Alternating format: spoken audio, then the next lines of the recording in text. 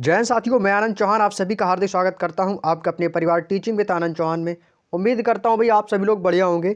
तो भैया आप सभी जानते हैं कि एसएससी जीडी 2025 को ध्यान में रखते हुए हमने रोजगार विद अंकित भाटी सर की एसएससी जीडी 2025 की मैथ्स की बुक का दोस्तों हमने कंप्लीट सॉल्यूशन कर लिया है। अब इसमें आपके जो बचे हुए हैं वो है केवल और केवल 5 प्रैक्टिस सेट बचे हुए हैं। और जैसे ही मैं 5 प्रैक्टिस सेट कंप्लीट करूंगा फिर बाकी के जैसे ही ये प्रैक्टिस सेट आपको मैं करा रहा हूं ऐसे आपके आगे भी जो भी प्रैक्टिस सेट मैं कराऊंगा वो एग्जाम तक आपके सारे रेगुलर प्रैक्टिस सेट चलने वाले हैं। तो आज हम आप लोगों के लिए लेकर आइए अंकित भाटी की सर की बुक का जो आपको प्रैक्टिस सेट दिखाई दे रहा है। ये आपको बुक में दोस्तों पीछे लास्ट वाले पेज में देखेंगे ना, तो उसमें आपको 5 प्रैक्टिस सेट दिए। मैं उस बुक का सॉल्यूशन करा रहा हूँ। उन्हीं प्रैक्टिस सेट के आपके 20 क्वेश्चन आज लेकर आया हूँ और इन 20 क्वेश्चन के जो मिक्सअप जो क्वेश्चन हैंगे वो हमने दोस्तों कंप्लीट कर भी लिए हैं चैप्टर वाइज। तो अब आपको ये देखना है कि इन 20 क्वेश्चन में आप लोगों का जो स्कोर बन रहा है वो कितना स्कोर आप लोग कर पा रहे हैं। उम्मीद करता हूँ कि आज सभी लोग अपना जो स्कोर है वो अपने आप में एक बेहतर स्कोर जरूर करेंगे भाई। तो सभी लोग वीडियो के लास्ट में अपना स्कोर हमें जरूर बताइएगा। तो आज से हमारा प्रैक्टिस सेट 1 स्टार्ट होता हुआ। तो चलिएगा दोस्तों, सभी लोग एक क्लास में जुड़ जाएंगे और वीडियो को ज़्यादा से ज़्यादा शेयर कर देंगे क्योंकि भैया मैथ में सबसे ज़्यादा लोगों को प्रॉब्लम होती है। तो भाई आप सभी लोग जो है ना सबसे ज़्यादा फोकस मैथ पे आप लोगों को करना है, ठीक है। और मैथ के लिए एक बेस्ट स्ट्रेटजी का भी वीडियो मैंने आप लोगों को यूट्यूब पर डाल भी दिया है। आप लोग जाके उसको देख लो कि मुझे कौन कौन से टॉपिक जो हैं जो कवर करने हैं एग्जाम से पहले। उन सभी टॉपिक्स को बहुत ही अच्छे से प्रैक्टिस कर लो, बहुत अच्छे से उनकी तैयारी कर लो, ठीक है भाई। चलिएगा तो हम अपने प्रैक्टिस सेट को बिना टाइम वेस्ट के स्टार्ट करते हैं। तो आज का पहला क्वेश्चन आपकी स्क्रीन पर आता हुआ, सभी लोग क्वेश्चन को ध्यान से पढ़ेंगे और क्वेश्चन को सॉल्व करने का भी प्रयास करेंगे। भैया देखो पहला ही क्वेश्चन एवरेज चैप्टर का आ गया भाई, समझ रहे हैं ना भाई। एवरेज चैप्टर का क्वेश्चन आया है कि एक स्कूल के 34 छात्रों का औसत भार 42 किलोग्राम है। यदि उनके अध्यापक का भार भी शामिल कर लिया जाए तो औसत 400 ग्राम बढ़ जाता है। तो अध्यापक का भार ज्ञात कीजिए। भाई बहुत ही आसान क्वेश्चन है, सब लोग कर जाएंगे भाई। और यहाँ से आप लोगों का एक क्वेश्चन सही भी हो जाएगा भाई, सबका सही आना चाहिए आंसर। और भैया आंसर जो भी हो क्वेश्चन नंबर डाल के कमेंट बॉक्स में छाप देना आप लोग, ठीक है। देखो भैया कह रहा है कि 34 छात्र हैं। भैया छात्र कितने हैं भाई, आप कहोगे सर 34 छात्र हैं जिनका औसत भार कितना है भैया, आप कहोगे सर औसत भार है 42 किलोग्राम। तो भैया 34 छात्र हैं, एवरेज कितना है भैया 42। तो भाई गुणा कर देंगे कितना हो जाएगा, तो 34 गुणे 42। तो औसत का क्या टोटल योगफल हमारा कितना आ जाएगा भाई, इसकी गुणा कर देंगे। इसके बाद भैया इसकी गुणा करके देखेंगे तो कितना हो जाएगा भाई 34 गुणे 42, ठीक है भाई। तो इसकी गुणा करेंगे तो ये कितना हो जाएगा, तो आपको उसे 34 गुणे 42 गुणा करेंगे। 2 चौको 8, 2 तिया 6, 4 चौको 16, 4 तिया 12, 1 13। तो ये कितना हो जाएगा 8, 2 और 4, 1428 हो गया भाई। ये कितना आ गया इसका टोटल योग। तो योगफल हमारा टोटल जो आ गया वो आ गया दोस्तों 1428। अब क्या कह रहा है, अब कह रहा है कि अब जो है ना अब एक नया अध्यापक आ जाता है और इसी में शामिल हो जाता है। भाई बच्चे कितने थे टोटल, भाई टोटल जो छात्र थे वो तो 34 थे। अब उसमें क्या हो गया अध्यापक और आ गया, तो अब लोग कितने हो गए भाई टोटल, आपको सर अब जो संख्या होगी अब हो गई है 35। लेकिन जो औसत भार है ना भाई अध्यापक के आ जाने से 400 ग्राम बढ़ गया है। कितना बढ़ गया मेरे भाई 400 ग्राम। भाई 42 किलो तो पहले ही था, 34 छात्रों का 42 किलो तो पहले ही था, अब उसमें 400 ग्राम एक्स्ट्रा हो गया है। तो भाई कितना हो जाएगा, जब 400 ग्राम एक्स्ट्रा हो गया तो ये बढ़ जाएगा 42.4। 42.4 क्यों आया कि भाई ये 400 ग्राम बढ़ा है, क्या बढ़ा है 400 ग्राम, तो ये 42.4 हो गया भाई, ठीक है बराबर। अब इसकी गुणा करा दो भाई, अब भाई इसकी गुणा करा दो 42.4 की गुणा 35 में करा दो भाई, 35 में करा देंगे भाई इसकी। तो भाई इसकी गुणा करेंगे तो इसका टोटल योग कितना हो जाएगा 42.4 और गुणा किसकी करनी है भाई 35 की। कर दो भाई, 5 चौको 20 की 0, 5 दूनी 10, 2 12 की 2 और 5 10 2 12 की 5 दूनी 10 2 12 की, तो कैरी करेगा 5 चौको 20 है और 1 21, 3 चौको 12 की 2, 3 दूनी 6 1 7, 3 चौको 12। भाई सबको जोड़ देंगे 0 2 2 4 7 1 8 2 2 4 और 1, 1484। एक अंक बाद दशमलव है तो ये आ गया 1484.0, या हम इसको केवल बोल सकता हूँ 1484। क्या बोल सकता हूँ भाई 1484 बोल सकता हूँ। बात समझ में आ गई, क्या बोल सकता हूँ भाई 1484। यहाँ तक की बात समझ में आ गई भाई। अब क्या करना है, अब हमसे पूछा किसका है, हमसे केवल और केवल पूछा भाई अध्यापक का। किसका पूछा है? केवल पूछा कि अध्यापक का भार कितना है। भाई 34 में से जो 35 है इनके बीच का अंतर कितना? 1 का। जो अंतर 1 आ रहा है वो किसका आ रहा है? वो अध्यापक का ही आ रहा है। भाई इससे माइनस कर दो भाई, इन दोनों के बीच का डिफरेंस ले लो, जो भी डिफरेंस होगा वो आंसर निकल के आ जाएगा। कितना भाई? 1484 है भाई। 1484 माइनस कितना कर देना भाई? 1428 माइनस कितना कर देंगे भाई? 1428। इन दोनों के बीच का अंतर कितना था? 1 का। तो ये एक अंतर वही आया जो अध्यापक आया है हमारा नया। भाई इससे माइनस कर देंगे तो कितना हो जाएगा? 14 में से 8 जाएगा 6, यहाँ पे बचेगा 7 में से 2 जाएगा 5, बाकी का कट जाएगा। तो कितना आ गया भाई? 56 किलोग्राम। कितना आ गया मेरे भाई? आपको सर ये तो आ गया 56 किलोग्राम। किस ऑप्शन में भाई? ऑप्शन नंबर डी के पास है। यही दोस्तों इस क्वेश्चन का बिल्कुल सही जवाब हो जाएगा, ऑप्शन नंबर डी, 56 किलोग्राम। उम्मीद ही करता हूँ मेरे दोस्त सबको समझ में आ गया होगा भाई, सबको समझ में आ गया होगा भाई। चलिएगा आगे चलता हूँ अगले क्वेश्चन की ओर। Question number 2। क्वेश्चन नंबर 2 कह रहा है कि एक टेलीविजन सेट का अंकित मूल्य 18,000 रुपये है और दुकानदार जो है इस पर 40% की छूट भी दे रहा है और 10% का लाभ प्राप्त करता है, तो टेलीविजन सेट का क्रय मूल्य क्या है? भाई आप सभी जानते हो कि क्रय मूल्य बराबर होता है CP बराबर SP इंटू 100/100 प्लस P, यानी कि 100 प्लस लाभ। तो भैया ये तो फॉर्मूला सबको पता है भाई, मैंने आपको प्रॉफिट एंड लॉस में भी पढ़ाया था। तो भाई देखो 18,000 रुपये है उसका। प्रिंट प्राइस कितना है मेरे शेर? यदि मैं आपसे प्रिंट प्राइस यानी कि अंकित मूल्य पूछूंगा तो आप कहोगे सर इसका जो अंकित मूल्य है वो कितना है भाई? 18,000 रुपये है। अब 18,000 पर छूट कितनी दे रहा है भाई? 40% की यदि वो छूट दे रहा है तो वो आपसे ले कितना रहा है? तो भैया आपसे ले रहा है 60%। क्यों ले रहा है 60%? क्योंकि उसने 40% तो आपको छूट दे दी है, बट ले कितना रहा है? 60%। तो भैया इसका टोटल अमाउंट निकालो, वो कितना आपको दे रहा है, कितने रुपए में दे रहा है। मतलब 18,000 रुपये उसमें पड़ा है, 40% उस पर इसने लेस कर दिया, तो वो आपको कितने में दे रहा है? भाई इसको कैलकुलेट करेंगे, 0 से 0 आपका कैंसिल आउट हो जाएगा, 18 छिक्का हो जाएगा 108 और ये आपके 2 जीरो आ जाएंगे। तो 10,800 रुपये में ना वो आपको बेच रहा है। तो ये हमारा क्या निकल के आ गया? ये हमारा निकल के आ गया सेलिंग प्राइस यानी कि SP, यानी कि वो 10,800 रुपये में तो वो आपको बेच रहा है। 10,800 रुपये में ना वो तो आपको बेच रहा है। अब हमें क्या लगा देना भैया? फॉर्मूला हमसे पूछा क्या? क्रय मूल्य। क्रय मूल्य क्या होता है हमारा? CP यानी कि कॉस्ट प्राइस, और CP बराबर होता है SP गुणे 100 बटे 100 प्लस P। यही तो होता है फॉर्मूला, बस इस फॉर्मूले को लगा दो भाई। भाई SP हमारा निकल के आ गया। SP हमारा कितना निकला है? 10,800। तो यहाँ से हमें निकालना है क्रय मूल्य CP बराबर SP हमने कितने में बेचा? सेलिंग प्राइस इसका कितना है भाई? तो सेलिंग प्राइस इसका 10,800 गुणे 100। अब वो लाभ कितना कमा रहा है भाई? 100 प्लस P। लाभ कमा रहा है 10% का लाभ बोला है भैया। अब वो 10% का लाभ कमा रहा है, तो लाभ कमा रहा है तो 10%, हर चीज़ 100% होती है। 10% का लाभ कमाएगा तो कितना हो जाएगा? 100 प्लस 10 कर देंगे, कितना हो जाएगा भाई? 110 हो जाएगा भाई। अब कुछ नहीं करना भैया, कैलकुलेट कर लो, फाइनली आंसर निकल के आ जाएगा। फाइनली आंसर निकल के आ जाएगा, 0 से 0 आपका कैंसिल आउट हो जाएगा। इसकी इसमें गुणा कर देंगे तो भैया इसका जो टोटल वो आ जाए वैल्यू आ जाएगा, वो कितना आ जाएगा? टोटल जो इसकी वैल्यू आ जाएगी वो आ जाएगी 10, 8 और 1 जीरो इससे आ जाएगा, तो 3 जीरो आपके ये आ गए। और बटे में कितना आ जाएगा भाई? 11। भैया 11 से भाग दे दो मेरे दोस्त, 11 से भाग दे दो, आंसर निकल के आ जाएगा। तो 11 से भाग देना है इसमें। तो ये 108 है ना, तो 11 से कितनी बार जाएगा? 11 निम्नी 99, 11 निम्मा 99 हो गया भाई। अब कितना बचा? आप कहोगे सर ये बचा है आपका 8 और एक 9 बचा, 90 हो गया। अब 8 बार जाएगा, 11 8 88, 2 बचेगा 20 हो जाएगा, 200 हो गया, 20 हो गया ना भाई। अब एक बार जाएगा, तो एक बार जाएगा तो 11 एकम 11, 9 बचेगा।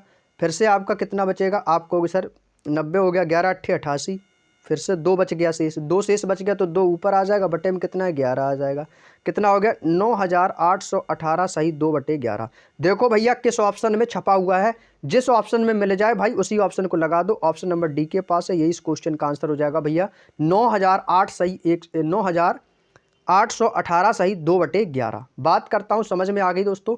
क्रय मूल्य हमारा कितना है टेलीविजन सेट का? CP कितना निकल के आ गया? 9,818 सही 2/11। बात समझ में आ गई भाई? बिल्कुल आसान क्वेश्चन था भाई ये, क्वेश्चन नंबर 2। उम्मीद करता हूँ सबसे बन गया होगा भाई, सबसे ये क्वेश्चन मेरे शेर बन गया होगा। चलिए अगला क्वेश्चन।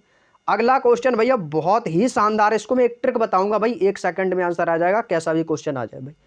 इसके लिए भाई बेस्ट ट्रिक बताऊंगा। ये देखो क्वेश्चन कह रहा है कि साधारण ब्याज की किसी दर से कोई धनराशि 10 साल में स्वयं की यानी कि अपने की 2 गुनी हो रही है, तो वह राशि स्वयं की यानी अपने की ही 3 गुनी कितने समय में हो जाएगी? जब भी इस टाइप का क्वेश्चन पूछे कि कोई राशि इतने वर्षों में स्वयं की 2 गुनी हो रही है या धनराशि स्वयं की 5 गुनी कब हो जाएगी, 3 गुनी कितने समय में हो जाएगी।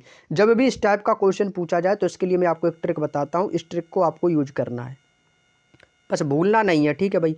इस ट्रिक में क्या है, कह रहा है कि साधारण ब्याज की दर से कोई राशि धनराशि कितने की हो रही, स्वयं की 3 गुनी हो रही है, स्वयं की 3 गुनी हो रही है।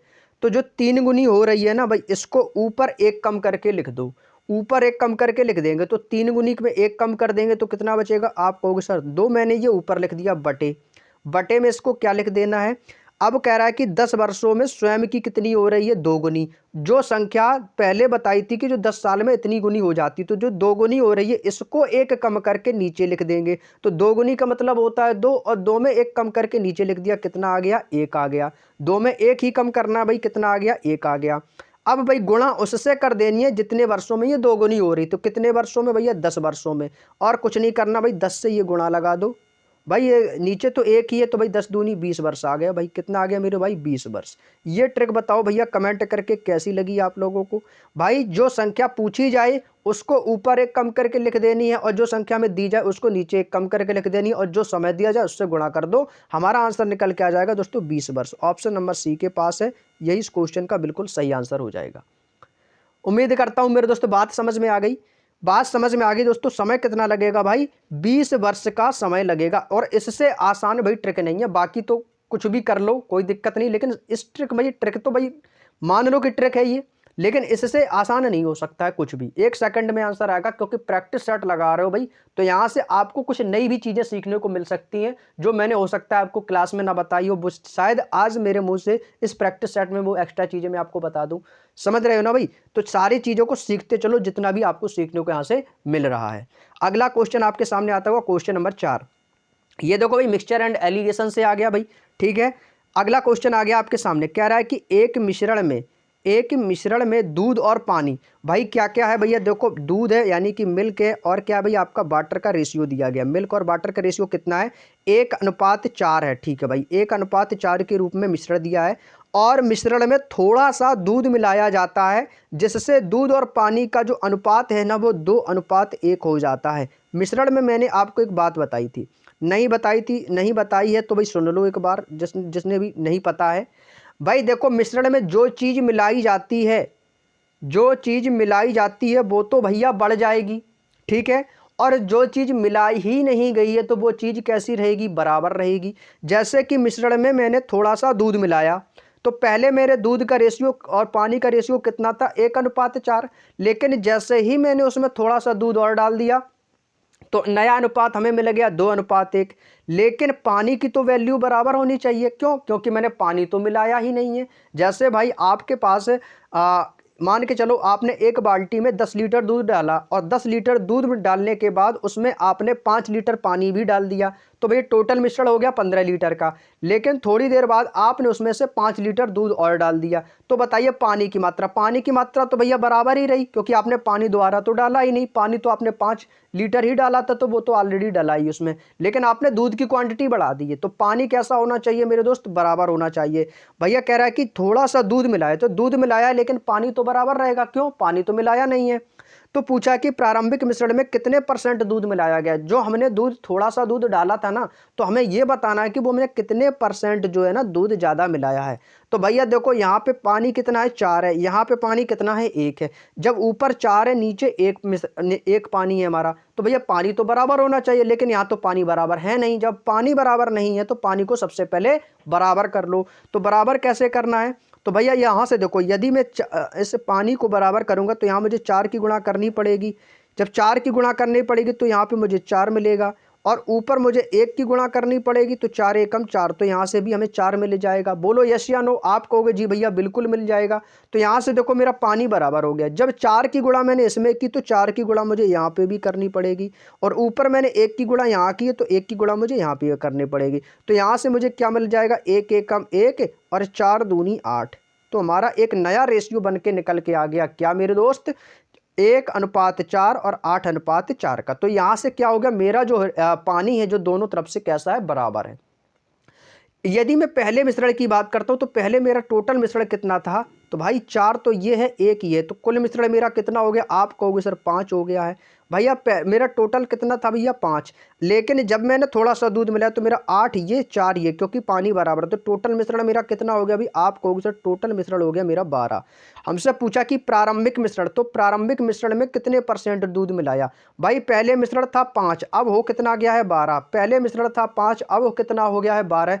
कितना ज़्यादा मिला दिया भैया? आप कहोगे सर 7 ज़्यादा मिला दिया है। कितना ज़्यादा मिला दिया मेरे शेर? आप कहोगे सर 7 जो है ना, मैंने ज़्यादा मिला दिया है। किसमें 7 ज़्यादा मिलाया? 7 लीटर जो आपने दूध मिलाया है, या जो कुछ भी आपने मिश्रण मिलाया है सॉरी सॉरी दोस्तों, बीच में खांसी आ गई थी, कोई दिक्कत नहीं। तो जो एक्स्ट्रा जो 7 लीटर जो मैंने मिलाया है ना मिश्रण, वो किस में मिलाया? इस 5 में। जिसमें मिलाया है वो लिख देंगे भाई नीचे। तो कितना एक्स्ट्रा मिलाया? 7। किस में मिलाया? इस 5 में। प्रारंभिक मिश्रण का पूछा है ना कि प्रारंभिक मिश्रण में कितने % दूध मिलाया, तो प्रारंभिक मेरा तो 5 था, जब मैंने उसमें 7 डाल दिए तो 12 हो गया भाई। और परसेंटेज निकालने के लिए गुणा कर देंगे भाई 100 से। भाई कैलकुलेट कर देंगे, 5 से कटेगा 5 दूनी 10, और 70 की 20 की गुणा 7 में कर देंगे, कितना हो जाएगा? 7 दूनी 14, 140। कितना हो गया भाई? 140। तो कितना आ जाएगा भाई? 140%। तो इस क्वेश्चन का आंसर होगा भाई ऑप्शन नंबर ए, 140% बिल्कुल सही जवाब है। उम्मीद करता हूं भाई आप सभी को अच्छे से समझ में आ गया होगा भाई। उम्मीद करता हूं मेरे शेर अच्छे से समझ में आ गया होगा, कोई दिक्कत नहीं हुई होगी। क्लियर? चलेगा अगला क्वेश्चन। अगला क्वेश्चन है भाई क्वेश्चन नंबर 5। क्वेश्चन नंबर 5 भाई आपका आ गया है आपका डिस्काउंट से। ठीक है भाई, डिस्काउंट से कह रहा है कि 2000 रुपए की राशि पर मिलने वाली 30% की एकल छूट और दो दो और एकल छूट तथा 25% और 5% की क्रमिक छूट का अंतर क्या है? भाई क्रमिक छूट, भाई इसके लिए मैंने आपको एक जो मैंने स्ट्रेटजी का कल वीडियो अपलोड किया था ना भाई, उसमें भी मैंने बताया था कि डिस्काउंट से भैया एक चैप्टर पढ़, एक फॉर्मूला पढ़ लेना, x plus y minus x y upon 100 वाला, बस उसी से काम हो जाएगा। और भाई देखो उसी का ही ये क्वेश्चन है भाई। मैंने आपको क्रमिक छूट का एक फॉर्मूला भी पढ़ाया था डिस्काउंट में। क्या बताया था मेरे भाई? तो आपको सर आपने सर ये बताया था कि x plus y minus x y upon 100, क्योंकि भैया माइनस इसलिए लगाते हैं क्योंकि हमें छूट दी जाती है भाई, छूट देनी पड़ती, तो इसी का मतलब ही तो डिस्काउंट है भाई, यानी कि बट्टा। तो बस इस फॉर्मूले का आपको यूज करना है इस पूरे सवाल में भाई। रख देंगे तो एक्स का मान कितना है भाई? सॉरी, कहाँ गया क्वेश्चन भाई? ये रहा। एक्स का मान कितना है भाई? आपके सामने दिया गया है 25। वाई का मान कितना दिया गया भाई? 5। एक्स का मान 25 और वाई का मान कितना दिया गया आपको? 5। बस, लेकिन जो राशि मिलने वाली थी वो तो 30% थी, इसको देखेंगे बाद में। तो सबसे पहले निकालो भाई 25% और 5% की जो एकल छूट मिली है। ठीक है, तो इसको रखेंगे भाई इस फॉर्मूले में, तो ये हो जाएगा 25 प्लस 5 माइनस 25 गुणे 5। 25 गुणे 5 और बटे में कितना आ जाएगा? आपको सर बटे में आ जाएगा 100। कैलकुलेट करेंगे, 25 पंचे 125 हो जाएगा, तो ये हो जाएगा 25 चौको 100 और 25 एकम 25, तो ऊपर क्या बचेगा? 5 ही बचेगा। ठीक है भाई, ये कितना हो जाएगा? 25 5 कितना हो गया भाई? आपको सर ये हो जाएगा 30 माइनस ये कितना हो जाएगा? 5 बटे यहाँ पे कितना बचेगा आपका? 4। तो 4 से इस भाग दे देंगे, कितनी बार जाएगा? 4 एकम 4, एक बचेगा 4 दूनी 8, यानी कि 1.25, और 1.25 आपको इससे कर देना है माइनस। तो ये हमारा टोटल कितना आ जाएगा? तो ये आ जाएगा हमारा 28.75। माइनस करेंगे तो कितना आ जाएगा? 28.75%। ये क्या निकल के आ गई? ये तो हमारी एकल छूट निकल के आ गई। अब हमसे पूछ रहा है कि जो 2000 रुपये पर जो राशि मिल रही थी ना, उस पर 30% की एकल छूट पर, तो भाई यार कितनी मिल रही थी टोटल छूट मुझे? तो वो मिल रही थी मुझे 30%। किस पर? इस पर 28.75 पर। इससे कर देंगे ये माइनस 28.75, और भाई बटे में कितना आ जाएगा भाई? 100। बटे में कितना आ जाएगा? 100 गुणे टोटल राशि कितनी थी भाई हमारी? 2000। 2000, बस इसको रख दो यहाँ पे, इसको कैलकुलेट कर लो, हमारा आंसर आ जाएगा भाई। करेंगे भाई इसको सॉल्व करेंगे भाई। देखो 2 जीरो से 2 जीरो आपके ये कैंसिल आउट हो जाएंगे भाई। 30 में से 28.75 माइनस कर देना है, तो कितना बचेगा? तो ये आपका 30 में से 28 जाएगा 29, और 29 में से 0.75 कर देंगे, और सॉरी 30 में से 28 जाएगा आपका बचेगा 2, 2 बचेगा, और यहाँ पे आपका कितना बचेगा? 0.75 है, तो ये आ जाएगा 1.25। भाई कितना आएगा? 1.25। 3.0 करेंगे तो 1.25, गुणा किसकी कर देनी भाई? 20 की। भाई 20 की गुणा कर दो, तो कितना हो जाएगा? 20 5 100 और 20 दूनी 40 और 40 10 50 है ना, और 20 एकम 20 और 20 5 25। भाई इसकी गुणा कर देंगे तो 25 आ जाएगा भाई, 25 आ जाएगा मेरे भाई। ऑप्शन नंबर ए के पास है 25 रुपये की छूट का अंतर आ जाएगा, ऑप्शन नंबर ए। उम्मीद करता हूँ बात समझ में आ गई भाई। कितने की छूट का अंतर आया भाई, 25 रुपये का अंतर आया गया। Option number A is the right answer. बात समझ में आ गई भैया, ऑप्शन नंबर ए। इस प्रैक्टिस सेट को दोबारा लगा लेना मेरे भाई, बहुत मज़ा आ जाएगा भाई, आपकी तैयारी भी अच्छे से हो जाएगी। चलिएगा भाई अगला क्वेश्चन। अगला क्वेश्चन भाई देखो आपके सामने दिया गया क्वेश्चन नंबर 6। क्वेश्चन नंबर 6 आपके सामने दिया गया भाई, कह रहा है कि फाइंड द रिमाइंडर ऑफ 2 की पावर 47 अपॉन 47। भाई ये क्वेश्चन इसमें आपसे शेषफल पूछा है भाई। इसको करने का मैं एक तरीका बता देता हूँ। ये देखो नीचे आपका कैसा, आपका एक अभाज्य संख्या 47 कैसी अभाज्य संख्या है, और ऊपर भी इसकी घात 47 अभाज्य संख्या है भाई। ऊपर भी जो है ना इसकी घात कैसी है भाई, ये भी एक अभाज्य संख्या है भाई। अभाज्य संख्या से भाई ये देखो, इसको यदि मैं भाग भी दूंगा ना तो ये एक बार खत्म हो जाएगा, और 2 की पावर 1 करेंगे तो भाई कितना रहेगा, शेष हमारा कितना आएगा, 2 ही आएगा। रिमाइंडर हमारा कितना आएगा मेरे शेर, 2 ही आएगा। यदि आप इसको 2 की पावर 4 6 करके भी करोगे ना तब भी जाके उससे हमारी कैलकुलेशन बढ़ेगी, और कुछ नहीं है। जब यहाँ पर भी हमारी अभाज्य संख्या ऊपर भी, तो दोनों को काट दो भाई, रिमाइंडर हमारा ऑलरेडी 2 ही बचेगा। बात समझ में आ गई, तो ऑप्शन नंबर सी ही इस क्वेश्चन का बिल्कुल सही जवाब हो जाएगा। वैसे करोगे ना भाई, 1 की पावर 1 करके फिर 47 का भाग दोगे, इससे बस कैलकुलेशन बढ़ेगी और कुछ नहीं होगा। इससे अच्छा है कि आप डायरेक्टली इसको 2 की पावर 1 बचेगा ना, एक बार गया तो हमारा 2 ही रहेगा। रिमाइंडर हर हाल में हमारा 2 ही आना है, ठीक है। आगे चलता हूं भाई, अगला क्वेश्चन है क्वेश्चन नंबर 7। कह रहा है कि रमेश के वेतन में पहले 35% की वृद्धि हुई, फिर 40% की कमी, फिर 25% की वृद्धि, तो कुल वृद्धि या कमी प्रतिशत ज्ञात कीजिए। भाई हमें नहीं पता है कि रमेश का वेतन कितना था। जब आपको पता ही नहीं है कि रमेश का वेतन था, रमेश का वेतन मान लिया मैंने x रुपये मान लिया, जो भी मानना है। रमेश का वेतन मैंने कितना मान लिया, x। कह रहा है कि वेतन में पहले 35% की वृद्धि हो गई। भाई वेतन में 35% की वृद्धि, हर चीज़ 100% होती है, 35% की वृद्धि 135/100। इसके बाद कह रहा है कि भाई 40% की कमी होगी तो कितना हो गया, 60/100। फिर क्या हो गया, फिर से 25% की वृद्धि होगी, तो ये कितना हो गया इसका वेतन, 125/100 हो गया भाई। ठीक है भाई, इसको बस कैलकुलेट कर लो, यहाँ से हम x की वैल्यू निकाल सकते हैं। x की वैल्यू यहाँ से दोस्तों हम निकाल सकते हैं। तो भाई इसको कैलकुलेट करना है, ठीक है। कैलकुलेट करेंगे भाई, 25 पंचे 125 और 25 चौको 100, ठीक है भाई। 20 तियाँ 60 और 20 पंचे 100, ठीक है भाई। 3/5 यहाँ से हो गया। यहाँ से कट करेंगे भाई, 5 से काट दें इसको, 5 दूनी 10 और 5 सत्ते 35। 5 से ये कटेगा, 5 दूनी 10, 20 बार, ठीक है भाई। और भी कुछ कट रहा है क्या, और भी कुछ कट रहा है क्या भाई, 5 से ये कट गया, ख़त्म। यहाँ कितना बचेगा, 27 दूनी 54, 27 तियाँ 81, तो ये कितना हो जाएगा भाई, तो ये कितना हो जाएगा, 27 तियाँ कितना हो गया भाई, 81, और बचे बटे में कितना हो जाएगा, 20 चौको 80, 81/80, 81/80 हो गया भाई। आप देखो पहले हमारा था कितना, 80, 80 से कितना हो गया भाई, 81। कितना बड़ा है भाई, आप कहोगे सर एक बड़ा है। एक बड़ा है किसमें, पहले था 80, अब बढ़ कितना गया है, 81। कितना बड़ा, एक किसमें, इस 80 में। तो 1/80 परसेंटेज निकालने के लिए गुणा कर दो 100 की, 20 चौको 80 हो जाएगा, और 20 पंचे 100। 5 एकम 5/4 में भाग देंगे तो 4 एकम 4, 4 बचेगा, 2 बचेगा, 10 हो जाएगा, 4 दूनी 8, 2 बचेगा, 4 पंचे 20। 1.25% की क्या हो जाएगी भाई, वृद्धि हो जाएगी भाई। क्या हो जाएगी भाई, 1.25% की वृद्धि हो जाएगी। Option number A is the right answer. Option number A मेरे दोस्त इस क्वेश्चन का बिल्कुल सही जवाब हो जाएगा, 1.25% की वृद्धि हो जाएगी। अगला क्वेश्चन है क्वेश्चन नंबर 8। ये क्वेश्चन नंबर 7 था, ये क्वेश्चन नंबर 8 है हमारा, ठीक है भाई। यहाँ पर मैं लिख देता हूँ क्वेश्चन नंबर 8। ए और बी का एलसीएम कितना है, 42 है भाई। यहाँ पे देखो भाई, ए और बी का एलसीएम कितना दिया गया भाई, ए और बी का जो एलसीएम है ना वो कितना है भाई, 42 है, ठीक है भाई। कितना है भाई, 42 है। और 5A और 11B का लघुत्तम समापवर्त क्या है, यानी कि एलसीएम क्या होगा भाई। इस 42 को मैं तोड़ सकता हूँ ना भाई, तोड़ सकता हूँ भाई, किस में तोड़ सकता हूँ, आप कहोगे सर इसको आप तोड़ सकते 6 गुणे 7 में, 6 सत्ते 42, तोड़ दिया ना भाई। तोड़ दिया तो यहाँ से भैया 6 किसका मान आ गया, ए का, और बी किसका मान आ गया भाई, 7 का। एलसीएम क्या होता है भाई, गुणनफल हमारा। तो 6 सत्ते 42, तो ए का मान आ गया 6, बी का मान आ गया 7। हमें रखना है भाई इसमें रख देना। तो ये किस में मान रखना है, 5A में रखना है ना। तो भाई 5A में रखना है, तो 5A में मान रख देंगे इसका 5 गुणे, ए का मान कितना है 6, तो ये हो जाएगा 5 गुणे 6। 5 गुणे 6 और ये कितना हो जाएगा 11 में रख देंगे तो ये कितना हो जाएगा भाई, ये हो जाएगा 11 गुणे 7, 11 गुणे 7 तो कितना आ गया 5 छिक्का 30 और 11 सत्ते 77, 11 सत्ते कितना हो गया भाई 77।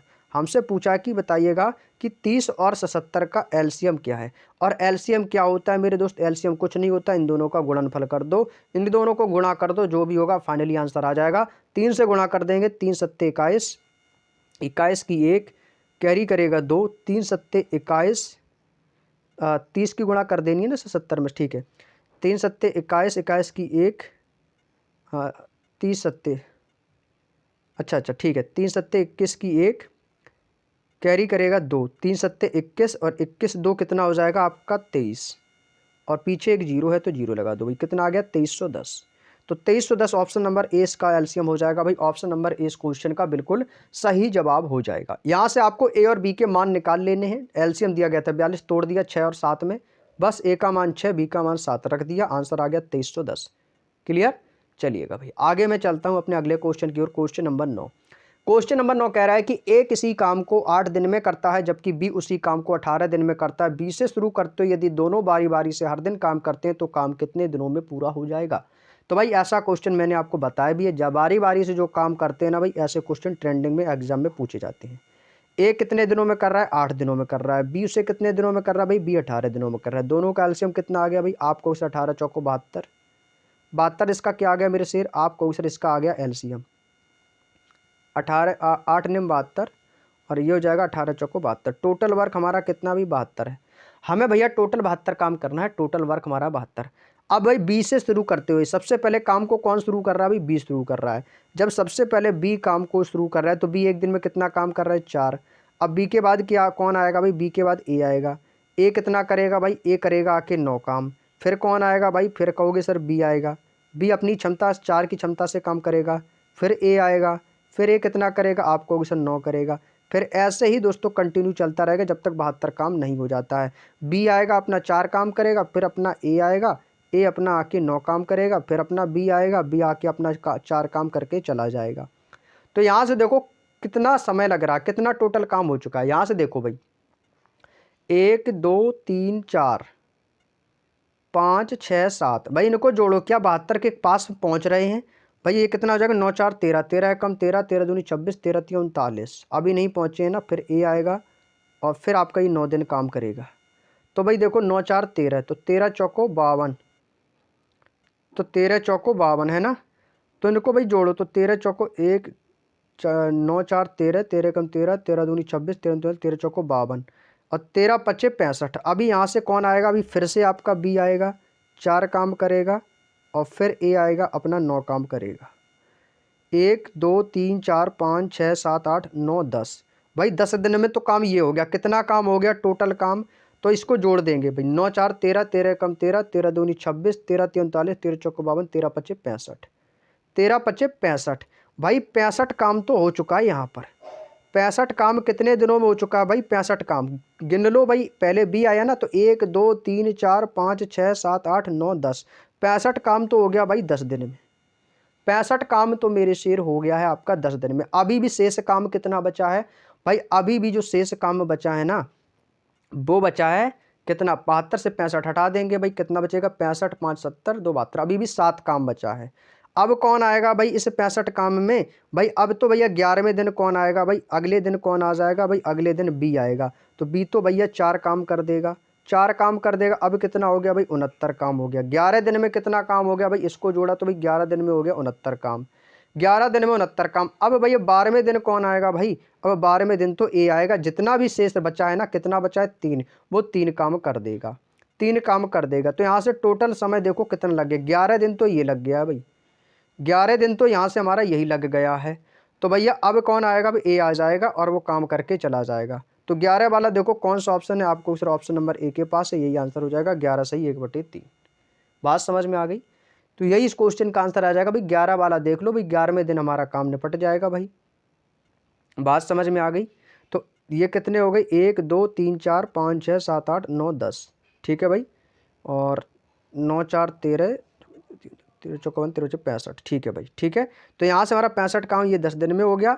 अब यहाँ से ये आ गया 11वें दिन में हमारा 69 काम हो गया। अब जो आएगा ना भाई ए आएगा तो कितना काम करके चला जाएगा, आपको शेष काम कितना करेगा भाई, यहाँ से 3 काम करेगा भाई।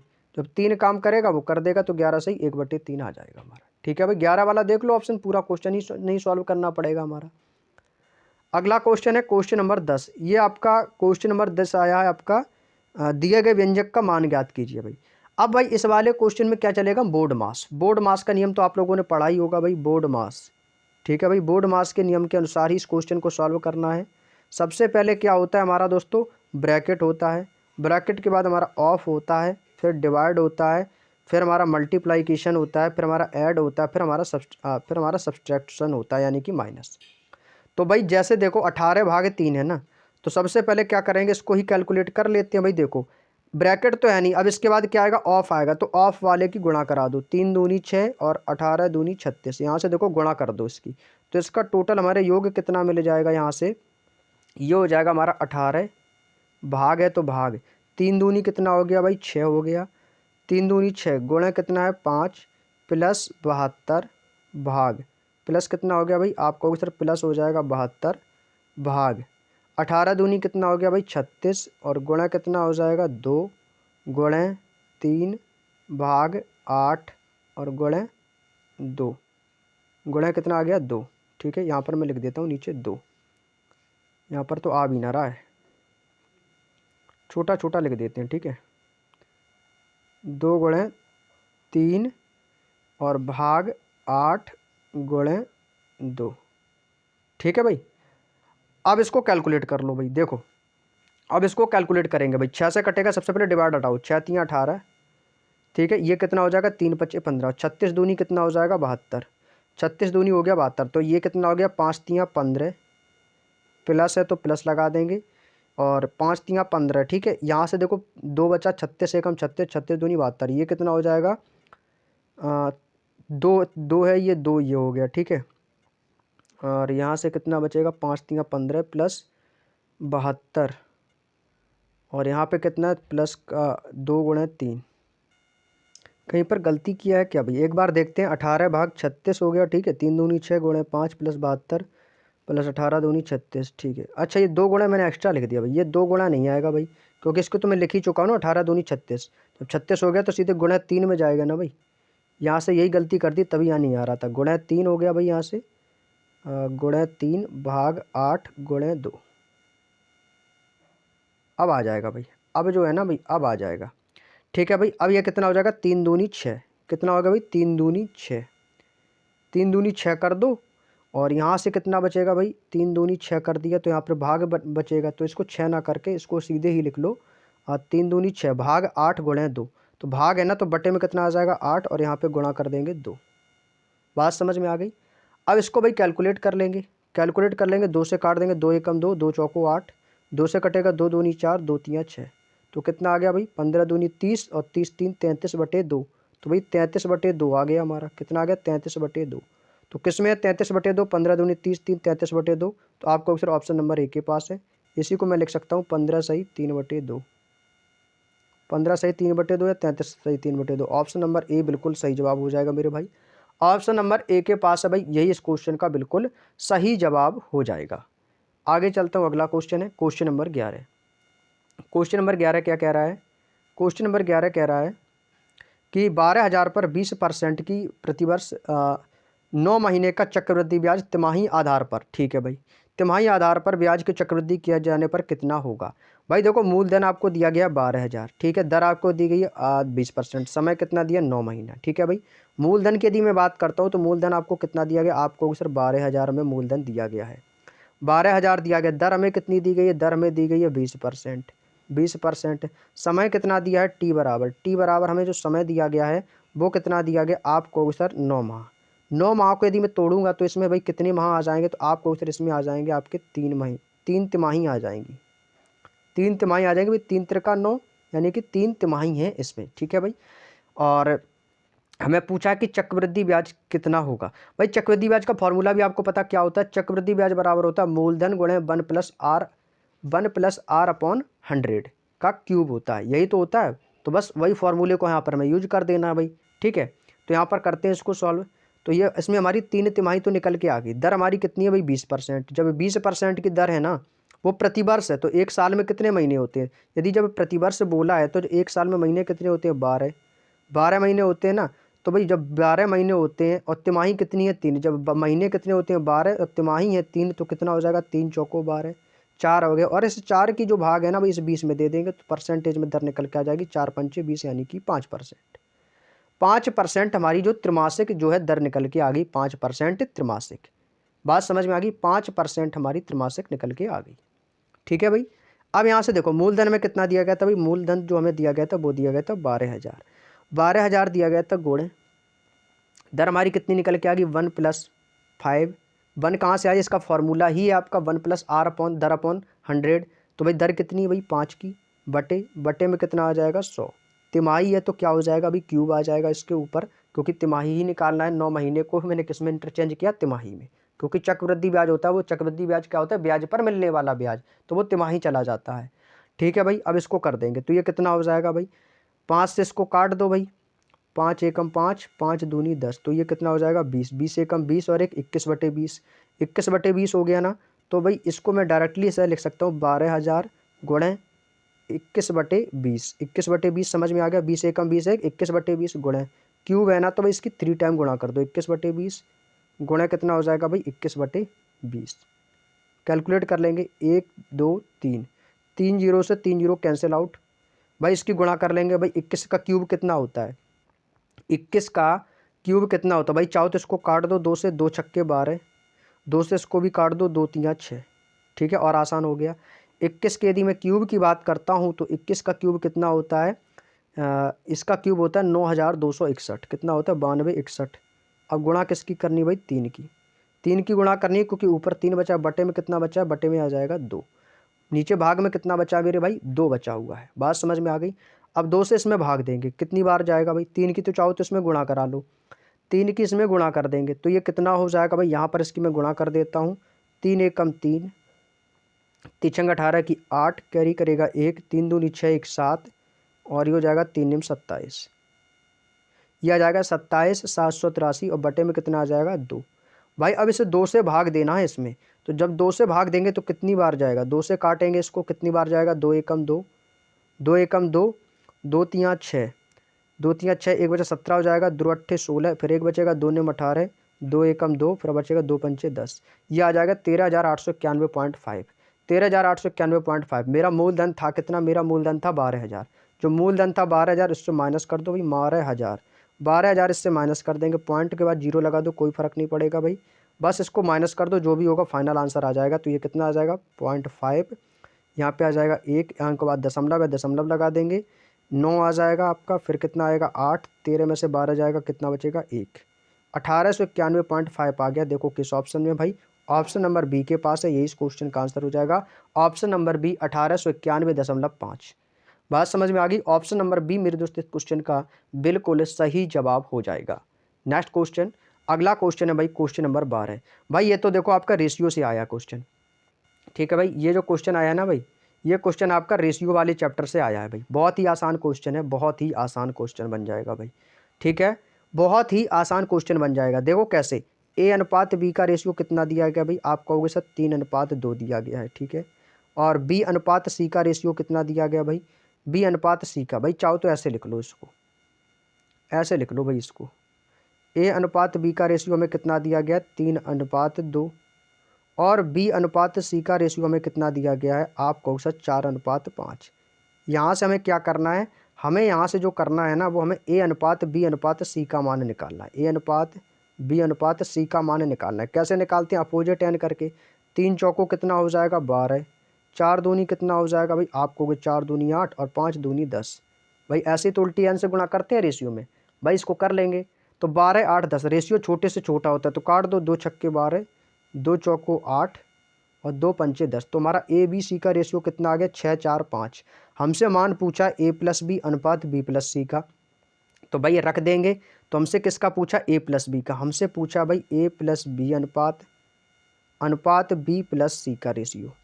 भाई रख दो, रख देंगे भाई। ए बी का रेशियो कितना है भाई? आपको उसे 6 4 कितना हो गया भाई? 10 अनुपात बी सी का रेशियो कितना है? 5 4 9, तो 10:9।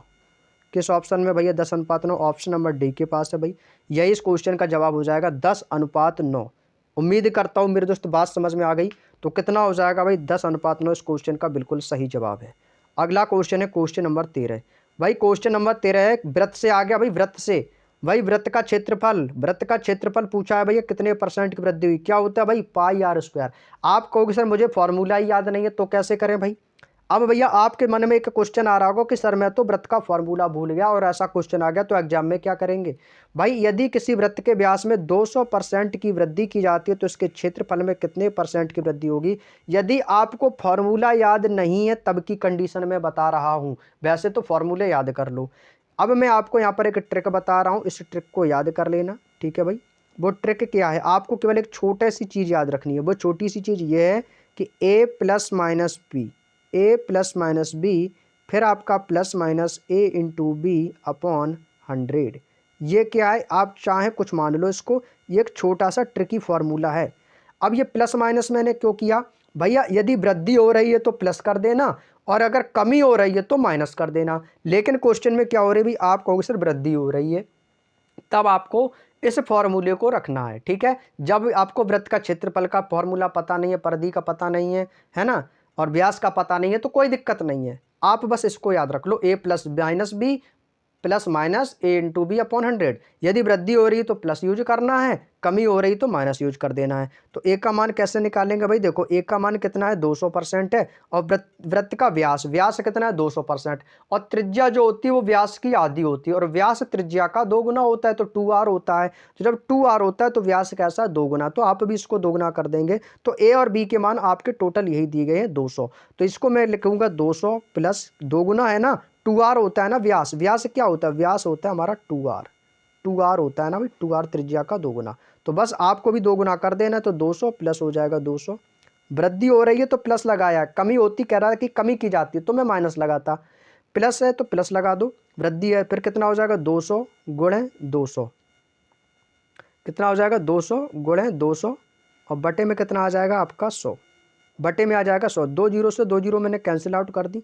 200 200 कितना हो गया भाई 400, प्लस 2 दूनी कितना हो जाएगा, फिर ये भी 400 हो जाएगा भाई। सबको जोड़ दो, कितना हो गया 800%।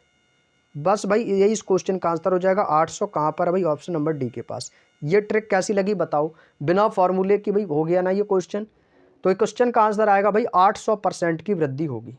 क्लियर भाई? चलिएगा अगला क्वेश्चन आपके सामने आता होगा, क्वेश्चन नंबर 14। भाई क्वेश्चन नंबर देखो 14 में आपका फिर से एवरेज से पूछा है कि भैया यहाँ से एक्स का मान बताइए, एक्स का मान क्या होगा भाई। एवरेज का क्वेश्चन है भाई। क्या होता है एवरेज? क्या होता है, संख्याओं का योगफल बटे संख्याओं की संख्या। औसत कितना है भाई? औसत हमें दिया गया 12.5। औसत हमें दिया 12.5 बराबर, औसत बराबर क्या है, संख्याओं का योगफल बटे संख्याओं की संख्या। औसत क्या होता है, संख्याओं का योगफल बटे संख्याओं की संख्या। तो भाई सभी संख्याओं का योगफल करेंगे तो कितना दिया गया, तो आपको सर ये -4 -3 प्लस का 0, फिर प्लस है आपका 8 प्लस 88, और फिर आपका कितना है प्लस का 10, फिर आपका कितना है प्लस 0, फिर आपका प्लस का x। ठीक है, टोटल संख्याएं कितनी हो गई, 1 2 3 4 5 6 7 8। टोटल संख्याएं कितनी है भाई? संख्याओं की संख्या आपको सर टोटल है 8। ठीक है भाई। अब भाई संख्याओं का योगफल कर देंगे तो ये कितना हो जाएगा, तो आप कहोगे सर ये हमारा हो जाएगा 12.5। औसत बराबर संख्याओं का योगफल कर देंगे, ये -4 ये -3, तो क्या हो जाएगा प्लस का 1 आ जाएगा भाई। -4 -3 कितना होगा, प्लस का 1। तो 1 8 1 9, और 9 और 88, 9 और 10 19, और 19 और 88 कितना हो जाएगा भाई, 19 और 88 भाई जोड़ दो भाई। 19 और 88 क्या गलत किया है कहीं क्या? अच्छा भाई ये 10 है, ठीक है भाई, ठीक है भाई आ गया। 88 10 कितना हो जाएगा भाई 98। कितना हो जाएगा भाई 88, और 10 कितना हो जाएगा मेरे शेर? आप कहोगे सर 88 10 हो जाएगा 98, 98, और ये कितना है भाई 8। 98 और 8 कितना हो गया भाई आपका? हाँ सही है, 88 10 98, और 98 और 8। अच्छा गलती, -4 -3 भाई, -4 -3 भाई जुड़ के तो भाई -7 हो जाएगा भाई। यही गलती कर रहा था मैं भाई। -4 -3 कितना हो जाएगा, -7। ठीक है, 7 और 8 कितना हो जाएगा भाई, 7 और 8 कितना हो जाएगा? आप कहोगे सर -7 और ये प्लस का 8 1 हो जाएगा। 88 एक कितना हो जाएगा 89, और 89 और 10, 89 10 कितना हो जाएगा 99। तो ये प्लस एक्स, तो ये हो जाएगा एक्स प्लस 99, कितना हो जाएगा भाई एक्स प्लस 99/8। भाई ये जोड़ने में गलती हो गई थी, ठीक है, कोई दिक्कत नहीं है भाई। माइनस का 4 माइनस का 3 माइनस का 7, और माइनस का 7 प्लस का 8 कितना हो जाएगा प्लस का 1, ठीक है भाई। और 1 88 1 89 10 कितना हो गया 99। भाई अब इसकी कर लेंगे गुणा। भाई देखो इसकी इसकी क्या हो जाएगी गुणा हो जाएगी। तो भाई 12.5 की गुणा कर देनी है किस में, 12.5 की गुणा 8 में कर देंगे तो कितना हो जाएगा भाई 12 अट्ठे 96, 12 पंचे 60, और 60 और कितना होगा 4 100 हो जाएगा भाई, कितना हो जाएगा 100। तो ये हो गया आपका 100 बराबर एक्स प्लस 99, एक्स प्लस 99। ये प्लस का इधर माइनस का हो जाएगा तो एक्स बराबर कितना हो जाएगा 1, एक्स बराबर कितना हो जाएगा 1। किस ऑप्शन में भाई, ऑप्शन नंबर ए के पास है, ये इस क्वेश्चन का आंसर हो जाएगा भाई। बात समझ में आ गई, किस ऑप्शन के पास है मेरे भाई, आपको सर ऑप्शन नंबर ए के पास है भाई, यही इस क्वेश्चन का आंसर हो जाएगा भाई, ठीक है। ऑप्शन नंबर ए इस क्वेश्चन का बिल्कुल सही जवाब हो जाएगा। चलिएगा भाई आगे चलता हूं अपने अगले क्वेश्चन की ओर, ठीक है भाई। अगला क्वेश्चन आपके सामने आता होगा क्वेश्चन नंबर 15। क्वेश्चन नंबर 15 क्या कह रहा है, कह रहा है कि एक समान क्षमता के 9 नल एक पानी की टंकी को 20 मिनट में, भाई M1D1 वाला फॉर्मूला याद होगा सभी को भाई, रख दो। मान लिया 9 नल क्या हो गए आदमी हो गए आपके, ठीक है भाई। फॉर्मूला रख दो M1D1 बराबर M2D2, बस इसका ही काम है और कुछ नहीं है। M1 के हमारे 9 नल, 9 नल भैया एक पानी की टंकी को कितने मिनट में भर रहे हैं भाई 20 मिनट में भर रहे हैं, बराबर हमसे पूछा कि कितने नल और, तो भैया M2 का मान पूछा है कितने नल और कितने दिन में भाई 15 मिनट में भर सकते हैं भाई। ये कितने दिन में कितने मिनट में भर रहा है भाई, आपको सिर्फ 15 दिन को भाई मिनट में बना लो कोई दिक्कत नहीं है, बस इस फॉर्मूले को बस याद रखना है आपको, बस कितने मिनट में भर रहा है भाई 15 मिनट में भाई, रख लो भाई। 20 निम्मा कितना हो जाएगा आपको सर, ये हो जाएगा 180 बराबर कितना हो जाएगा आपको सर, ये हो जाएगा M2 गुणे 15। यहाँ से मैं निकाल ली M2 की वैल्यू, M2 बराबर कितना हो जाएगा, ये हो जाएगा 180 और बटे में कितना आ जाएगा आपका 15, भाग दे देंगे भाई 15 एकम 15, 3 बचेगा 15 दूनी 30, तो कितना आ गया 12। तो यानी कि भैया 12 नल जो है ऐसे हैं जो 15 मिनट में भर सकते हैं। कितने नल भर सकते हैं भाई, 12 नल जो हैं ऐसे नल हैं जो कि 15 मिनट में इसको भर सकते हैं। चलिएगा भाई अगला क्वेश्चन देखो, क्वेश्चन नंबर 16। क्वेश्चन नंबर 16 भैया मैंने आपसे बोला है कि 3D 2D के फॉर्मूले रट लो। बेलन की त्रिज्या दी गई है, ऊंचाई दी गई है और संपूर्ण पृष्ठ का क्षेत्रफल पूछा है बेलन का। यदि जिस भी बच्चे को बेलन का संपूर्ण पृष्ठ का क्षेत्रफल याद होगा वो इस क्वेश्चन को कर जाएगा। बेलन का संपूर्ण पृष्ठ का क्षेत्रफल जल्दी से बता दो भैया क्या है, बेलन के संपूर्ण पृष्ठ का क्षेत्रफल जल्दी से बता दो, समझ लो। जिसको फार्मूला आ गया आंसर आ गया भाई। फार्मूला भाई क्या होता है, मैंने आपको बताया था क्या कि 2πr, क्या बताया था 2πr into r plus H, यही तो बताया था भाई, क्या बताया था 2πr into r plus H, यही तो बताया था मेरे भाई। तो बस अब आपको रख देना है भाई, पाई का मान तो पता ही है आपको, पाई का मान तो पता ही है क्या है 22/7, तो रख देंगे तो ये कितना हो जाएगा 2 गुणे पाई का मान कितना हो जाएगा 22/7, 22/7 इंटू आर का मान कितना है त्रिज्या, त्रिज्या में दी गई है 7 सेंटीमीटर, गुणा कितना कर देंगे 7 गुणे 7, ब्रैकेट में कितना हो जाएगा आर का मान 7 है प्लस एच ऊंचाई कितनी दी गई है 5, प्लस कर देंगे भैया 5। भाई कैलकुलेट कर देंगे भाई, ये कितना हो जाएगा 7 से 7 कट जाएगा, 7 5 हो जाएगा 12, तो 22 दूनी कितना हो जाएगा आपका 44, और 44 गुणे 7 5 कितना हो जाएगा 12। भाई गुणा कर देंगे 12 चौको 48 की 8, कैरी करेगा 4, 12 चौको 48 और 48 और 4 कितना हो जाएगा 52, कितना आ गया मेरे भाई 528। किस ऑप्शन में भैया 528, ऑप्शन नंबर ए के पास है, यही इस क्वेश्चन का आंसर हो गया। तो आपने देखा भाई, देखा ना आपने कि जो क्वेश्चन जो है ना भाई ऑप्शन नंबर ए आंसर हो गया, और ये फॉर्मूले से ही हो गया भाई, फॉर्मूले से ही हो गया भाई। बात समझ में आ गई, फॉर्मूले से ही दोस्तों आपका ये पूरा क्वेश्चन जो है ना हो गया। तो इसलिए भाई कहता हूँ कि भाई फॉर्मूले याद कर लेना, ज़्यादा समय नहीं है आपके पास, तो फॉर्मूले भी एक एक दिन में 2 दिन में थोड़े थोड़े फॉर्मूले याद करते चलो, सारी चीज़ें कंप्लीट होती चली जाएंगी। आगे चलता हूँ भाई, अगला क्वेश्चन है क्वेश्चन नंबर 17। भाई देखो ये नाव धारा का क्वेश्चन आ गया भाई, नाव धारा का। आप सभी जानते हो कि जब भी हम धारा के अनुकूल चलते हैं, धारा के अनुकूल और एक होता प्रतिकूल। अनुकूल के लिए क्या होता है भाई, धारा की दिशा में, धारा की दिशा को ही क्या कहते हैं, धारा की दिशा को ही अनुकूल कहा जाता है। तो धारा की दिशा क्या होती है x प्लस वाई, यानी कि धारा के अनुकूल, तो x प्लस वाई कितना जा रहा हूँ मैं 32 किलोमीटर जा रहा हूँ, ठीक है भाई।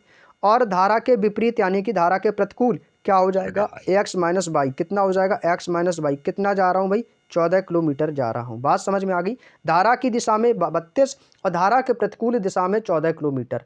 तो यहाँ से भाई इसकी चाल निकाल लो। तो चाल बराबर क्या होता है, चाल बराबर होता है दूरी बटे समय। तो यहाँ से निकालूंगा चाल बराबर दूरी बटे समय। दूरी कितना जा रहा है 32, 32 समय कितना ले रहा है भाई, समय ले रहा है 6 घंटे लगते हैं भाई, 32 बटे 6 कितना आ गया मेरे भाई 32 बटे 6। तो भाई भाग दे देंगे कितनी बार जाएगा, तो आपको सर ये चला जाएगा 6 पंचे 30 और बचेगा आपका 2, 2 बचेगा जाएगा नहीं, पॉइंट आ जाएगा 20 हो जाएगा, 6 3 18 और फिर से आपका 6 3 18 5.33 आ गया भाई। ठीक है, चाल आ गई 5.33। अब यदि वो धारा के विपरीत दिशा में उसकी चाल कितनी हो जाएगी, यहाँ से यदि मैं चाल को निकालूंगा तो क्या कहोगे सर, ये हो जाएगा 14 किलोमीटर जा रहा है बटे 6 घंटे की रफ्तार से, 6 घंटे की चाल 6 घंटे में। तो इसकी चाल कितनी हो जाएगी भाई, इसको काटेंगे तो 6 दूनी 12, 2 बचेगा फिर से, तो 6 3 18 फिर 6 3 18, 2.33 आ गया भाई, 2.33 आ गया। हमसे क्या पूछा है भैया, धारा की चाल, धारा की चाल पूछी है भाई। धारा की चाल के लिए क्या करते हैं भाई, कुछ नहीं करते हैं भैया, सीधे से सीधे भाई दोनों की चालों को घटा देंगे और भाई क्या कर देंगे, 2 से भाग दे देंगे, धारा की चाल निकल के आ जाएगी। हमसे किसकी चाल पूछी है भाई, हमसे तो पूछिए धारा की चाल, धारा की चाल। और यदि नाव की चाल पूछता तो दोनों को जोड़ देते, तो धारा की चाल पूछी है ना, तो धारा की चाल निकालेंगे यहाँ से। तो धारा की चाल कितनी भाई, इसकी कितनी है 5.33 माइनस इसका कितना है 2.33, 2.33 बटे में कितना आ जाएगा 2 भाई, 3 से 3 खत्म, 5 में से 2 जाएगा, कितना बचेगा आपको सर 3 बचेगा भाई। तो ये आ जाएगा 3/2, 3/2 का मतलब ही क्या भाई, एक सही 1/2, या हम बोल सकते हैं 1.5, 1.5 किलोमीटर प्रति घंटा। कौन सा ऑप्शन होगा मेरे दोस्त, ऑप्शन नंबर सी के पास है, यही इस क्वेश्चन का सही जवाब हो जाएगा। यदि मैं आपसे कह देता कि नाव की चाल, तो भैया 5.33 और 2.33 को जोड़कर 2 से भाग दे देता तो नाव की चाल निकल के आ जाती। धारा की पूछी थी तो धारा की चाल क्या हो जाएगी, माइनस कर देंगे तो आपको 3/2, एक सही 1/2 आया, यानी कि 1.5 किलोमीटर प्रति घंटा निकल के आ जाएगी। नेक्स्ट क्वेश्चन, अगला क्वेश्चन है रेशियो का, फिर से आ गया भाई, रेशियो वाला क्वेश्चन आ गया भाई। रेशियो के भाई आपने देखा इस प्रैक्टिस सेट में 3 क्वेश्चन दिए गए हैं, 3 क्वेश्चन दिए गए हैं भाई। देखो अमित तथा वीरी की वार्षिक आय, भाई अमित है और कौन है भाई, वीरी है। ठीक है भाई, ये हो गया अमित और ये हो गई वीरी। इनकी आय का अनुपात कितना है भाई, देखो आय, इनकी इनकम कितनी है, आय का अनुपात है इनका 3:2। ठीक है, खर्च का अनुपात कितना दिया गया भाई, देखो खर्च का अनुपात इनका दिया गया है आपका 5:3, 5:3 क्या दिया गया है मेरे दोस्त, इनकी खर्च का अनुपात दिया गया है।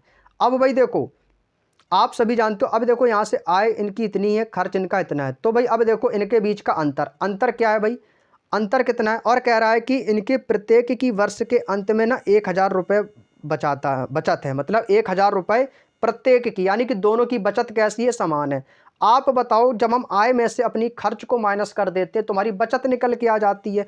और यदि मैं बचत निकालूं 5 में से 3 गया 2, 2 में से 3 गया 1, तो क्या आप ये बताओ इनकी बचत बराबर है, भाई बचत तो बराबर है नहीं। जब बचत बराबर नहीं है तो हमें क्या करना है, हमें इनकी बचत को बराबर करना है।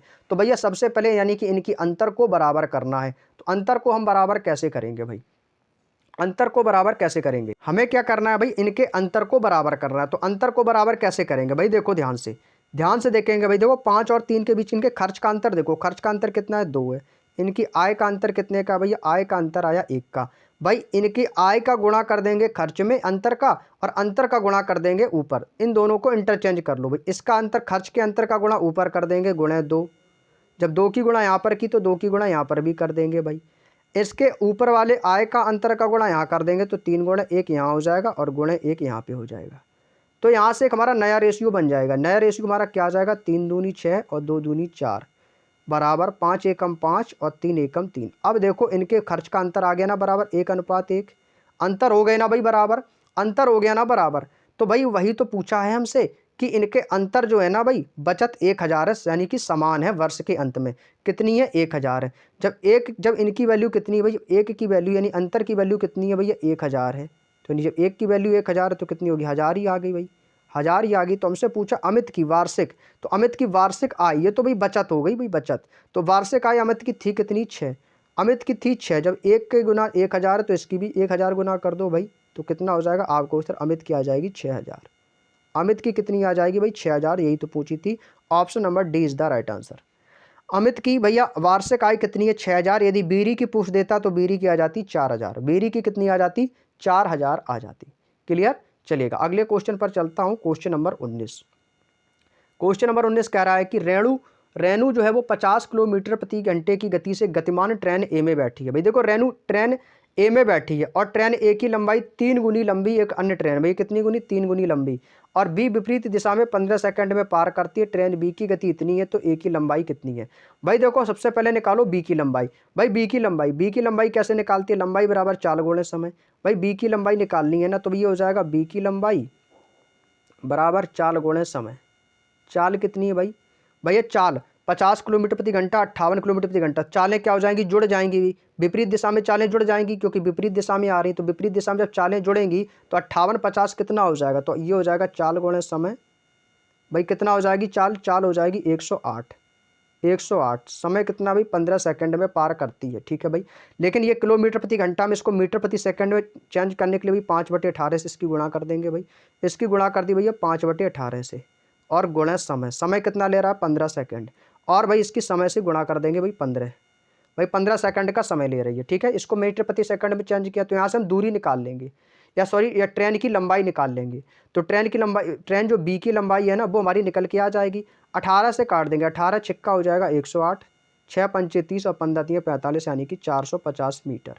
तो ट्रेन बी की लंबाई कितनी आ गई भाई, 450 मीटर। आप सभी जानते हो कि जब भी ट्रेन किसी खंभे को पार करती है या किसी प्लेटफॉर्म पर खड़े व्यक्ति को पार करती है तो वो अपनी लंबाई के ही बराबर पार करती है जितनी लंबी ट्रेन होती है। तो हमसे पूछिए ए की लंबाई, तो भैया जब ए वाली ट्रेन को जब पार करेगी तो लंबाई अपनी ही लंबाई के बराबर पार करेगी जो बी वाली जो विपरीत दिशा से आ रही है। रेनू तो ए में ट्रेन में बैठी है, जो ट्रेन रेनू ए में बैठी है ना, तो ट्रेन की लंबाई ही रेनू की लंबाई मानी जाएगी क्योंकि वो उस ट्रेन के अंदर बैठी है। तो जब विपरीत दिशा में जो ट्रेन आएगी वो अपनी ही लंबाई के बराबर ही इस ट्रेन को पार करेगी। तो ए की लंबाई होगी वही बी की लंबाई। तो ए की लंबाई कितनी मानेंगे, इसकी भी हम 450 ही मानेंगे क्योंकि वो अपनी ही लंबाई के बराबर जो है ना ट्रेन को पार कर रही है। लेकिन ए की लंबाई से 3 गुनी लंबी है, जब 3 गुनी लंबी है 3 से भाग दे देंगे, ट्रेन ए की लंबाई निकल के आ जाएगी। तो कितना हो जाएगा आपको, 3 एकम 3, 3 बचे 15, 150 मीटर। कितना आ गया भाई, 150 मीटर आ गया। ऑप्शन नंबर किस में है, तो 150 ऑप्शन नंबर डी के पास है। यही इस क्वेश्चन का आंसर हो जाएगा। Option number D is the right answer. उम्मीद करता हूँ मेरे दोस्त बात समझ में आ गई। अगला क्वेश्चन आज का अंतिम और लास्ट क्वेश्चन है, इसके बाद ये 20 क्वेश्चन हमारे कंप्लीट होते हैं। यदि 8 अंकों की संख्या इतनी है और ये 72 से विभाजित की जाती है तो y के सबसे बड़े मान √9x + y का मान कितना होगा। भाई देखो ये बहुत आसान हो जाएगा। भाई भैया विभाजित करना है ना 8 अंकों की संख्या, भाई सबको जोड़ देंगे, सबको जोड़ेंगे कैसे लिखेंगे, 3 + 4 प्लस कितना हो जाएगा 2, 2 + x प्लस कितना है आपका 1 + 8 प्लस कितना है आपका y है ना y। ठीक है, ठीक है भाई y है। और अब देखो यहाँ पे 72 से विभाजित करना, भाई 72 को तोड़ लो। 72 को मैं किस में तोड़ सकता हूँ भाई, आपको सर इस 72 को मैं तोड़ सकता हूँ 8 गुणे 9 में, 8 और 9 में तोड़ सकता हूँ। 8 और 9 में यदि मैं इस 72 को तोड़ दिया ना तो यहाँ से भाई आपका x की और y की वैल्यू निकल के आ गई। तो मैं y की वैल्यू यहाँ पर 9 रख सकता हूँ। भाई सपोज थोड़ी देर के लिए मैंने y की वैल्यू यहाँ पर कितनी रख दी, 9 रख दी है। तो 8 + y कितना आ गया भाई, आपको उसे 9 आ गया है, प्लस कितना है आपका 6। भाई सबको जोड़ो कितना हो जाएगा, 4 3 7 2 9 1 10 8 18, 18 6 18 9 कितना हो जाएगा आपका 27, 6 कितना हो गया 33। तो ये हो गया आपका 33 + x, 33 + x, और बटे में भाग किसका देना है, 2 का। क्यों भाई 2 का भाग, सॉरी 2 का भाग नहीं देना भाई, कितने का भाग देना, 9 का, क्योंकि y बटे में है ना, y के सबसे बड़े मान के लिए तो y का निकालना है तो 9 से इसमें भाग दे देंगे। तो यहाँ पे अब देखो ये मान 33 + x आया।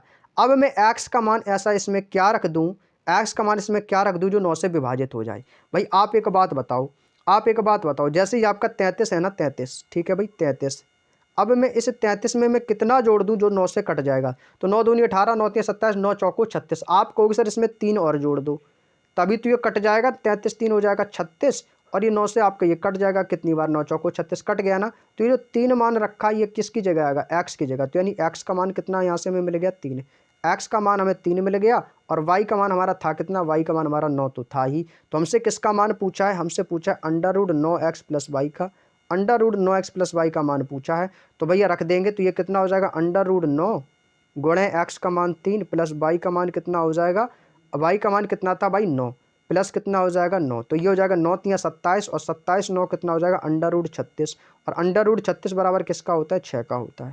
तो इस क्वेश्चन का आंसर भाई कितना आ जाएगा, option number D 6 is the right answer. Option number D मेरे दोस्त इस क्वेश्चन का बिल्कुल सही जवाब हो जाएगा। उम्मीद करता हूँ मेरे दोस्त बात समझ में आ गई होगी। तो भाई ये थे हमारे टोटल आज के 20 मैथ के क्वेश्चन। उम्मीद करता हूँ सबको समझ में आ गए होंगे। और आप लोगों का क्या स्कोर रहा है इस 20 क्वेश्चन के प्रैक्टिस सेट में? काफ़ी अच्छे लेवल के क्वेश्चन थे। उम्मीद करता हूँ किसी का स्कोर थोड़ा सा कम भी गया होगा, कोई दिक्कत नहीं है, इस क्वेश्चन को बार बार प्रैक्टिस करना, ठीक है भाई, स्कोर आगे चल के अच्छा हो जाएगा। अभी तो ये हमारा पहला ही प्रैक्टिस सेट था, अभी आज आगे आपको बहुत अच्छे अच्छे प्रैक्टिस सेट देखने को यहाँ से मिलेंगे, ठीक है भाई। तो चलिएगा दोस्तों, आज की वीडियो में इतना ही रखते हैं। क्लास कैसी लगी कमेंट करके जरूर बताइएगा। वीडियो अच्छा लगा हो तो लाइक कर देना। मिलते हैं नेक्स्ट क्लास में, तब तक के लिए सभी को जय हिंद। और हाँ, रात को 8 बजे हमारी अभी जीके की क्लास होगी, एनटीपीसी ग्रुप डी की जीके की क्लास होगी, स्टैटिक जीके की। उस क्लास में 8 बजे वाली क्लास में सभी लोग ज़्यादा से ज़्यादा संख्या में जुड़ने की कोशिश जरूर करेंगे। चलिएगा दोस्तों, सभी को जय हिंद, जय भारत, वंदे मातरम।